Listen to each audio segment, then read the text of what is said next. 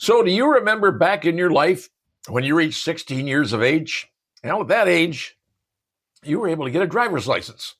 That's what many people did back in the day. They wanted that license so that no longer mom and dad would have to take them to wherever they wanted to go. You get your license, and you can start driving. Well, it was a privilege. But to get that license, you had to take a test, if you remember correctly. It's a written test. You would answer all the questions on the test, which meant you had to be able to read the test. And the test was in English, so you had to read the test in English. And you had to look at the various signs, various figures, say that sign means this, that sign says that.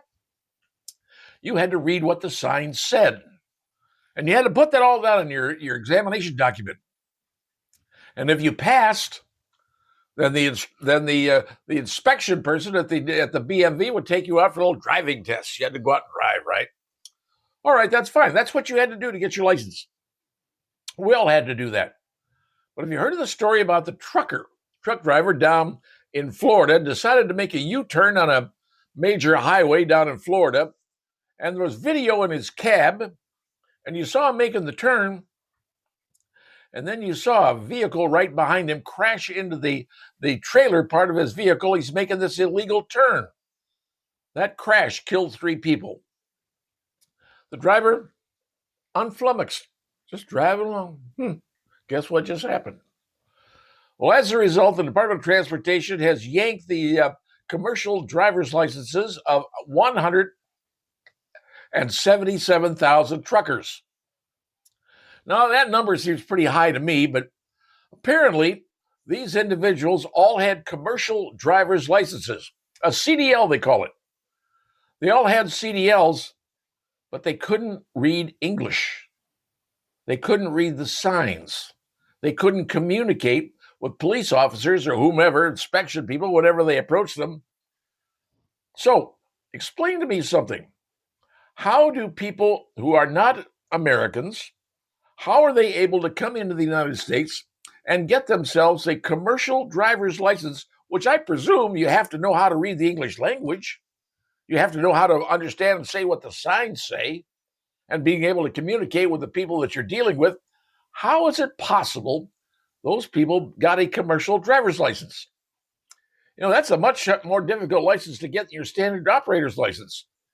And yet 107,000 or 117,000 or whatever it is, maybe 117,000 had their licenses pulled. Now, there's a truckers association that's very upset about this, saying you're taking away the livelihood of these people. They've been driving for 30, 40 years. I don't care. If you can't read English, if you can't speak and communicate in English, if you can't understand what the signs say and be able to read what the signs say, then what on earth are you out doing driving a vehicle on the roads of America? The people you're endangering are the people like me, my wife, my kids, and everybody else who's driving out there because you can't communicate. And then somebody needs to explain to me who granted them their licenses, who gave them their licenses, who stamped, approved, you're ready to go. I want to know. Now, I've been told most of this is coming from the state of California because that gentleman who killed the folks down in Florida, he was from California where he has his CDL. But all these truckers that are saying, oh, you're taking these people off the road. Yes, we are. Because you can't read, you can't write, you can't understand what's being said to you when you're being talked to by someone. And you have a commercial driver's license? Would you allow someone to fly an airplane that you're on that couldn't read the let-down charts, read the approach charts to an airport?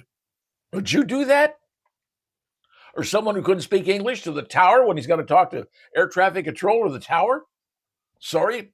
You know, believe it or not, you may not know this, but in the world, in the airline business, everybody, and I mean everybody in the airline business worldwide, all speak English. That's right. That is the number one language throughout the world if you're going to fly anywhere in the world.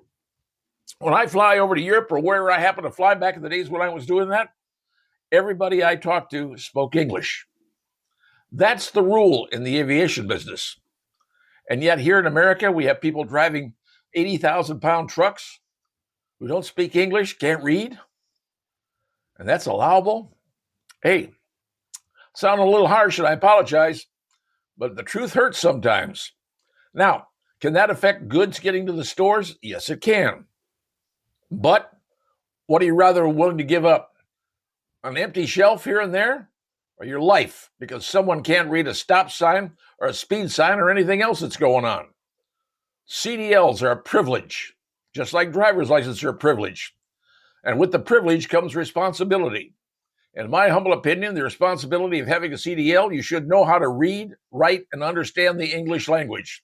After all, that is the language of America.